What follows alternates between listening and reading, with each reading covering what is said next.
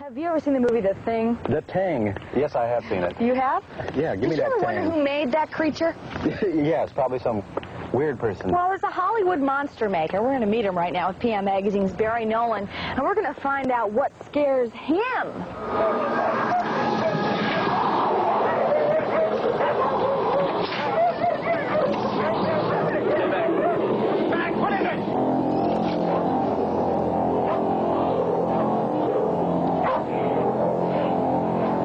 At age 24, Rob Bottin is already a master of his craft, the magical world of special effects makeup artist. I always had a big imagination when I was a kid, and I always wanted to go to those places where, the movies were, and I didn't understand, that, my father would explain to me, hey, listen, it's a trick.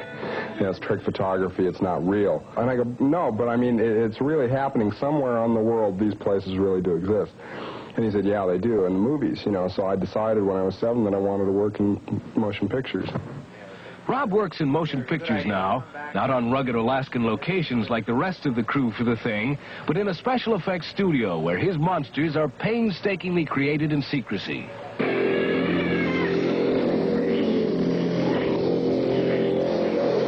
How do you come up with the ideas for these creatures? Do you work with a director? Usually when you're making a monster that's like The Thing, you have to think of it logically, because there's a set of rules that are made up in the script.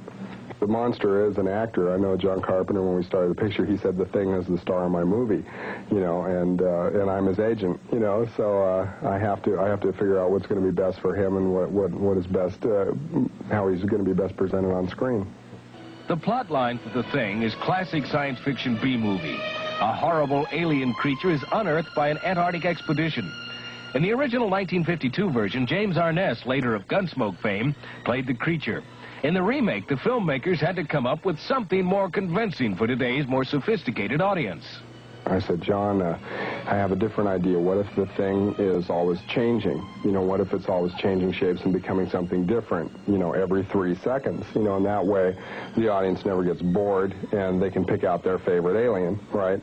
And you don't really have a chance to be familiar with what you're looking at, so if it can change into anything, you'd never feel safe in a room. Found this. The chameleon-like creature Rob came up with takes many forms. Forms that illustrate the incredible intricacies of the special effects art today. This is made out of fiberglass, and this one is not finished being painted. It is one of the victims of The Thing that we did not use. This wasn't used in the movie. This is what they look like when they are finished. And this has the gloss on it, and there's a lot of detail. The veins, false eye from the optometrist, false teeth, a tongue, worms and all that stuff, but this is not the final effect. This is not what it looks like in the movie. But we have to go out of our way to make this look real, so we have to work with lights and the camera and bounce lights off of mirrors and things like that to make it look absolutely perfect. These are heads Rob has worked on, some just as practice figures for perfecting his craft. The reason he's become so skilled is that he started early, at the ripe old age of 14. Rob apprenticed himself to special effects wizard Rick Baker and worked with him on King Kong. And then on the famous Cantina sequence for Star Wars. It was on the set of Star Wars that Rob learned an important lesson in judgment. I remember George Lucas, when we were shooting it, he sat down next to me. I didn't know who he was. I looked over at him, and he's looking at me, and I thought he was a grip, or somebody that helps on the crew, and he goes, what's the matter? I said, I don't know. I go, this is really depressing. I think this movie's going to be really silly, a bunch of aliens drinking, and whoever is directing this picture doesn't know what he's doing, This is too weird, And he sits and he looks at me and goes, yeah, maybe you got a point there, and he stands up and walks away, and then John Berg, the guy that did the walkers in The Empire Strikes Back, he comes over and he sits down next to me, and he goes, hey, Rob, what'd George want? And I go, George who? And I go, you mean the grip? And he goes, no, that's George Lucas, the director, And then I just went, oh, my God. Rob survived his encounter with George Lucas and went on to create the werewolf effects for the movie The Howling. I think The Howling was a breakthrough movie for special effects makeup artists. I actually got an opportunity to change an actor without optical tricks into a 9-foot-tall werewolf. He was 5 feet tall, and we changed him into a 9-foot-tall werewolf on camera without optical effects. You spend all this time and energy creating all these horrible effects to scare other people. What frightens you? Being scared is very personal. You know, I know people that are very afraid of even just waking up and existing in the everyday world, you know.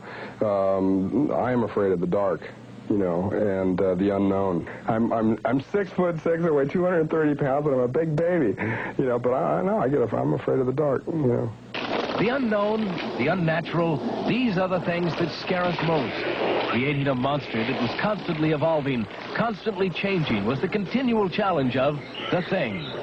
You actually have to create a thing that'll move and flex and you know, look and blink and do this whole number. The hard thing about the Thing is that once you've seen that, you get to look at it for 3 seconds. You know, it's sitting there moving. We spend a lot of money, right? Well, then there's a monster inside of that monster. You basically have to have a knowledge of mechanical effects. You have to have knowledge of makeup, cosmetics, electronics, cable systems, linkage, you know, plastics. You basically have to be like a mad scientist, you know, and it's a lot of fun.